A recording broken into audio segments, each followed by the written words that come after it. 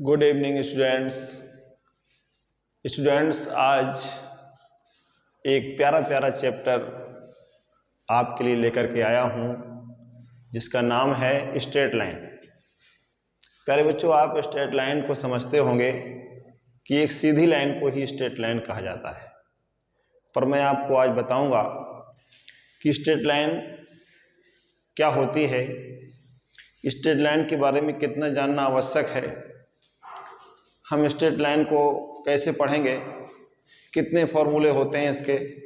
बहुत बड़ा चैप्टर है ये और ये बड़ा इम्पोर्टेंट चैप्टर है। इसको आप बड़ी लगन से और ध्यान से समझने की कोशिश करेंगे प्यारे बच्चों। ये चैप्टर अति महत्वपूर्ण है। देखेंगे आप स्ट्रेट लाइन क्या होती है। मैं आपको समझाना चाहूँगा कि straight line shortest distance between two points. अब शॉर्टेस्ट डिस्टेंस कैसे बनती है? जैसे प्यारे बच्चों, एक ये पॉइंट है और एक ये पॉइंट है, ए पॉइंट और ये बी पॉइंट। तो ए और बी, ए से बी तक हम कई रास्ते से जा सकते हैं। जैसे इधर से हम घूम के इधर से बी पर पहुंच रहे हैं और इधर से भी घूम के पहुंच रहे हैं, पर ये शॉर्टेस्ट डिस्टेंस नहीं है। शॉर्टेस्ट डिस्टेंस प्यारे बच्चों अभी मैं बताऊंगा आपको। देखिए, इस तरह से हम कई रास्ते बना सकते हैं ए से बी तक पहुंचने में। तो इन सभी रास्तों का मतलब है कि शॉर्टेस्ट डिस्टेंस नहीं है। शॉर्टेस्ट डिस्टेंस तो हम कहेंगे ये केवल ये है, ये शॉर्टेस्ट डिस्टेंस है, यानी ये डिस्प्लेसमेंट इसको कह सकता हूँ। ये डिस्प्लेसमेंट ही शॉर्टेस्ट डिस्टेंस होती है। Shortest distance between two points is called straight line. इसको हम स्ट्रेट लाइन कहेंगे। प्यारे बच्चों, आप इसको समझ गए होंगे कि टू गिवन पॉइंट होते हैं और उन दो गिवन पॉइंट तक पहुंचने के लिए विभिन्न मार्ग बनाए जा सकते हैं, पर जो शॉर्टेस्ट डिस्टेंस होगी वो स्ट्रेट लाइन कही जाएगी। तो इंक्लिनेशन क्या होता है बच्चों? Inclination the angle theta made by the line L with positive direction of x axis and measured anti clockwise is called the inclination of the line. कहने मतलब अपनी जो क्लॉक होती है वो इस तरह से घूमती है। क्लॉक की जो सुई होती है वो इस तरह से घूमती है, पर एंटी क्लॉकवाइज यानी घड़ी के विपरीत। ये एल कोई लाइन है जो एक्स एक्सिस के साथ पॉजिटिव डायरेक्शन में, ये पॉजिटिव डायरेक्शन है और ये नेगेटिव डायरेक्शन है। तो इस तरफ से पॉजिटिव डायरेक्शन के साथ जब थीटा एंगल बनाती है तो उसको हम क्या कहते हैं? इंक्लिनेशन कहते हैं। यानी पॉजिटिव डायरेक्शन में anti clockwise, anti clockwise positive direction होती है, इसको हम इंक्लिनेशन कहते हैं। तो इधर वाला एंगल आएगा 180 माइनस थीटा। तो इंक्लिनेशन क्या होता है कि 180 और 0 के बीच का होता है बच्चों। 0 से अधिक होगा, 180 से कम होगा। तो ये इंक्लिनेशन आपको समझ में आ गया होगा। अब ये जो इंक्लिनेशन है इसके साथ अगर हम tan को लगा दें तो क्या हो जाएगा? ये स्लोप बन जाएगी, यानी tan theta is called the slope. इसको m से डिनोट करते हैं। Slope is denoted by m। इसको m से डिनोट करते हैं स्लोप को। m equal to tan theta. अब कुछ फॉर्मूले देखेंगे बच्चों। फॉर्मूले क्या है? जैसे डिस्टेंस फॉर्मूला है। टू गिवन पॉइंट होंगे, उनके बीच की डिस्टेंस निकालने के लिए क्या करेंगे? एक फॉर्मूला होता है अपना। जैसे ये लाइन है, स्ट्रेट लाइन है, ये ए पॉइंट है और ये बी पॉइंट है। ए पॉइंट मान लो x1, y1 और ये x2, y2, ये दो गिवन पॉइंट हैं। तो हम डिस्टेंस निकालेंगे A B equal to under root. अब छोटे क्लासों में पढ़ के आए हैं, 9th में 10th में। तो ये distance formula x2 minus x1 का स्क्वायर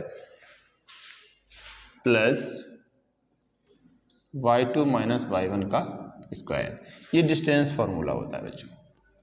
इसको आपको लर्न रखना है। दो गिवन पॉइंट होंगे, उनके बीच की डिस्टेंस इस फॉर्मूले से निकाली जाएगी।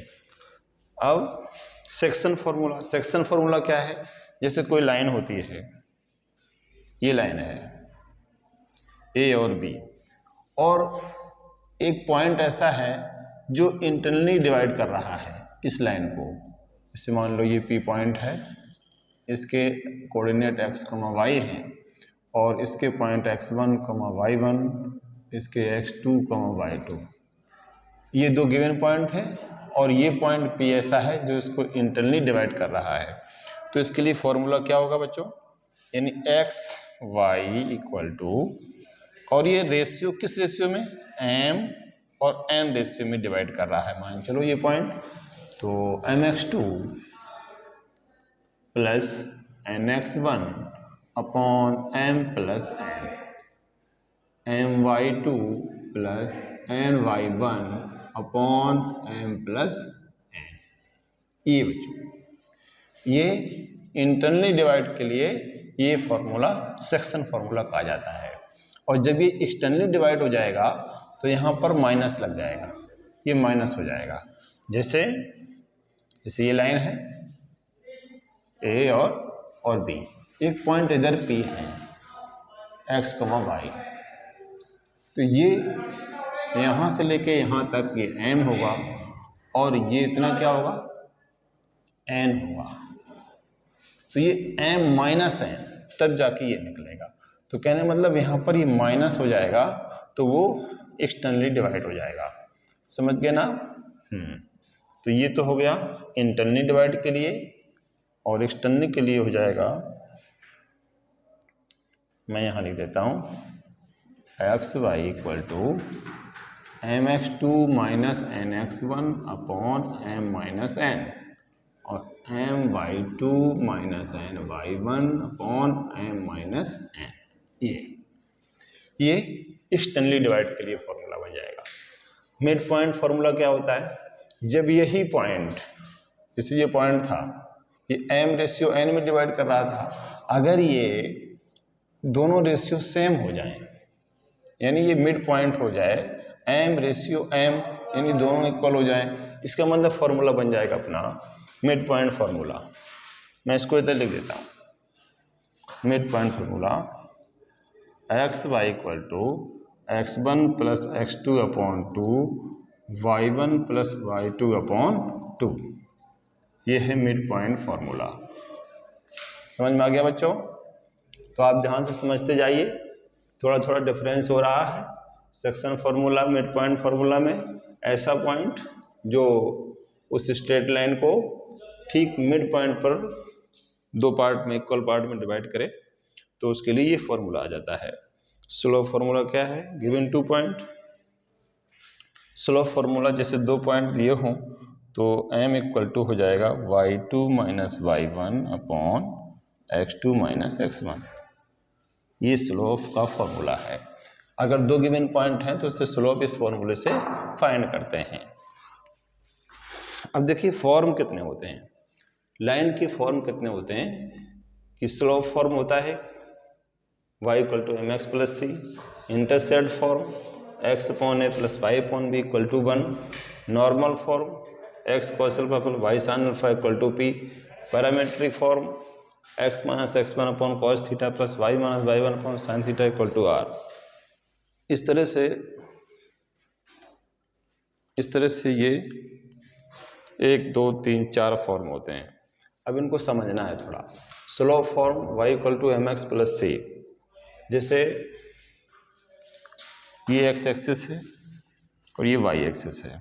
अगर कोई लाइन इस तरह से जा रही है जो y एक्सिस में c इंटरसेप्ट काट रहा है, तो इस लाइन का इक्वेशन हुआ y equal to m x plus c. ये अगर यही लाइन एक्स एक्सिस और वाई एक्सिस में ए और बी इंटरसेप्ट दे दे, जैसे ये ए इंटरसेप्ट है और ये बी इंटरसेप्ट है, तो इस लाइन का इक्वेशन हो जाएगा x upon a plus y upon b equal to 1। तो आप समझ गए होंगे इस बात को कि y equal to m x plus c, जब केवल y एक्सिस में c इंटरसेप्ट मिले, और जब x और y एक्सिस में a और b इंटरसेप्ट होंगे तो ये इंटरसेप्ट फॉर्म कहा जाएगा, x upon a plus y upon b equal to 1। ठीक इस तरह से नॉर्मल फॉर्म क्या होता है? नॉर्मल फॉर्म का मतलब है जैसे ये x एक्सिस है और ये y एक्सिस है, ये कोई लाइन है और ओरिजिन से ये परपेंडिकुलर दिया है p, ये डिस्टेंस है ना, इस लाइन की ओरिजिन से डिस्टेंस p है, तो इसका इक्वेशन बन जाएगा x cos alpha plus y sin alpha equal to p। ये समझ गए होंगे आप, ये मैंने इधर दिखाया, नॉर्मल फॉर्म कहो या परपेंडिकुलर फॉर्म कहो एक ही बात है। पैरामेट्रिक फॉर्म क्या है? जैसे ये x एक्सिस था, ये y एक्सिस है, ये कोई लाइन है जो x एक्सिस की पॉजिटिव डायरेक्शन में थीटा एंगल बना रहा है, ये लाइन बना रही है, और ये एक पॉइंट इसी लाइन पर है x1 y1, और एक दूसरा पॉइंट हमने लिया px, y। तो इसका ये डिस्टेंस, ये दोनों पॉइंट के बीच के डिस्टेंस r है, तो इसका एक पैरामेट्रिक इक्वेशन होता है x minus x1 upon cos theta plus y minus y1 upon sine theta equal to r, ये डिस्टेंस r, ये पैरामेट्रिक फॉर्म होता है। Perpendicular distance of line ax plus by plus c equal to 0 from a point x1 y1। कोई एक line है, मान चलो ये लाइन है, और इसके बाहर कोई पॉइंट है x1 y1, और इस पॉइंट से ये परपेंडिकुलर डिस्टेंस हम निकालते हैं। मान लो इस लाइन का इक्वेशन है ax plus by plus c equal to 0, तो ये परपेंडिकुलर डिस्टेंस आ जाएगी लाइन तक की, इस पॉइंट से ये डिस्टेंस फार्मूला होता है। तो ये डिस्टेंस फार्मूला से हम उस लाइन से पॉइंट तक की डिस्टेंस इस फार्मूले से फाइंड करते हैं। ये है बच्चों। इसके बाद मैं आगे फॉर्मूला, हाँ बच्चों, distance between the parallel lines, यानी दो लाइन ऐसी हैं जो पैरेलल हैं। ये दो पैरेलल लाइन की ये पहचान होती है कि x और y के कोएफिशिएंट सेम होते हैं। ये कांस्टेंट टर्म अलग होता है दोनों में, पर x और y के कोएफिशिएंट और साइन सेम नजर आएगा, तो समझ लो कि ये पैरेलल लाइन है। तो अगर दो पैरेलल लाइन की हम परपेंडिकुलर डिस्टेंस निकालना चाहें तो इस फॉर्मूले से निकालेंगे, d equal to c1 minus c2 upon √a square plus b square, और डिस्टेंस हमेशा पॉजिटिव होती है, इसलिए ये मॉडुलस का साइन लगाया जा रहा है। Angle between two straight line, दो लाइन हैं उनके बीच एंगल अगर निकालना हो तो tan थीटा इक्वल टू दोनों की स्लोप होगी अलग अलग, तो इसकी मान लो m1, इसकी m2, तो m1 माइनस m2 या m2 माइनस m1 दोनों तरह से ले सकते हो, ये मॉडुलस का साइन इसीलिए लगाया गया। तो m1 minus m2 upon 1 plus m1 m2, दो स्ट्रेट लाइन के बीच एंगल निकालने के लिए ये formula. 2 points form equation of straight line और 1 point form equation of straight line, यानी 1 पॉइंट से पास होने वाली लाइन का इक्वेशन जब उसकी स्लोप m हो तो उसके लिए क्या होता है बेटा, y minus y1 equal to m x minus x1। ये 1 पॉइंट से पास होने वाली लाइन का इक्वेशन है जब उसकी स्लोप m दी हो।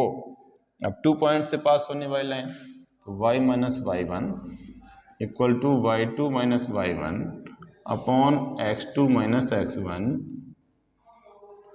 x माइनस x1, ये 2 पॉइंट से पास होने वाली लाइन का इक्वेशन है। तो ये दो लाइन, 1 पॉइंट से पास होने वाली लाइन और 2 पॉइंट से पास होने वाली लाइन के equation. Coordinate of centroid, centroid क्या होता है? ऐसा ट्राइंगल है जिसकी ये मीडियन खींची जा रही है, और ये इस पॉइंट को हम जहाँ पर तीनों मीडियन कट करें उसको सेंट्रोइड कहते हैं। इसके कोऑर्डिनेट, जब ये वर्टेक्स के coordinate x1 y1 x2 y2 x3 y3 given हो तो हम सेंट्रोइड के कोऑर्डिनेट निकालते हैं x1 plus x2 plus x3 upon 3, y1 plus y2 plus y3 upon 3। ये सेंट्रोइड के कोऑर्डिनेट होते हैं बच्चों। Condition of collinear point. Collinear point जब ऐसे 3 पॉइंट जो एक लाइन में प्रेजेंट हों, ऐसे मान चलो आप। तो मान लो कि ये है x1 y1 x2 y2 x3 y3। तो कोलिनियर पॉइंट का मतलब है इनकी एरिया 0 हो जाएगी। तो हम डिटरमिनेंट फॉर्म से एरिया कैसे निकालते हैं, जैसे x1 y1 और 1 लिखते हैं, x2 y2 1 x3 y3 1, इसकी एरिया 0। तो समझ लो कि ये कोलिनियर पॉइंट है। और एक पॉइंट समझना है कि जैसे ये लाइन है AB की स्लोप और BC की स्लोप, अगर दोनों इक्वल आ जाती हैं, इसका मतलब ये 3 पॉइंट्स आर कोलिनियर।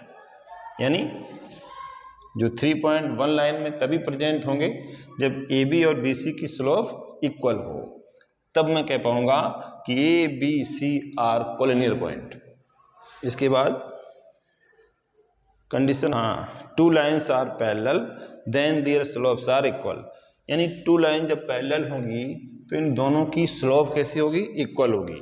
मान ली इसकी स्लोप m1 है, इसकी m2 है, तो m1 इक्वल टू m2, दोनों की स्लोप इक्वल आएगी। 2 lines are perpendicular, their product of slopes is, यानी प्रोडक्ट ऑफ स्लोप्स इज -1। यानी 2 लाइन ऐसी हैं जो एक दूसरे पर परपेंडिकुलर खड़ी हैं, तो उनकी स्लोप का मल्टीप्लाई -1 के इक्वल हुआ करता है। ठीक है ना, ये कैन अंडरस्टूड। ये अपना इंट्रोडक्शन पार्ट रहा बच्चों। और मैं थोड़ा बताने का प्रयास करूंगा कि जैसे ये x एक्सिस है और ये y एक्सिस है, तो इसमें क्या होता है बच्चों, अगर हम x एक्सिस का इक्वेशन पूछना चाहें तो क्या बताओगे आप, y equal to 0, y equal to 0, equation of x axis. और इक्वेशन ऑफ y एक्सिस क्या हो जाएगा, x इक्वल to 0, equation of y axis. अगर हम कहें x एक्सिस के पैरेलल लाइन का इक्वेशन क्या होगा, तो वो x एक्सिस से कितनी डिस्टेंस पर है, मान चलो कि a डिस्टेंस पर है, तो ये y इक्वल टू a हो जाएगा। और इधर अगर खींच देंगे तो y इक्वल टू -a हो जाएगा। आप समझ रहे हैं ना।